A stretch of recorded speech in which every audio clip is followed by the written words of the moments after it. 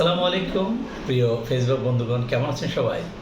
আসলে আজকে আমি এসেছি আপনাদের সামনে আমাদের জাতীয় মাছ ইলিশ নিয়ে একটু কথা বলতে। বাজারে গেলেই ইলিশ মাছের দাম দেখে আঁতকে উঠি প্রতিনিয়ত।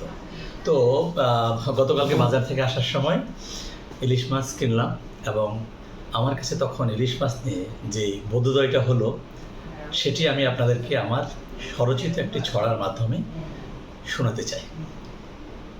আমার ছড়ার নাম মাছের রাজা। ইলিশ মাছের মজা এখন নেই তো আগের মতো, দাম তবু ভাই কমছে না তার, বাড়ছে অবিরত। গরিব লোকে হারিয়েছে ইলিশ কেনার সাধ্য, মাছের রাজা ইলিশ এখন বড় লোকের খাদ্য। আমার দেশে ইলিশ আছে প্রচুর পরিমাণে, তবু কেন দাম বেড়ে যায় বুঝি না তার মানে। ধন্যবাদ সবাইকে।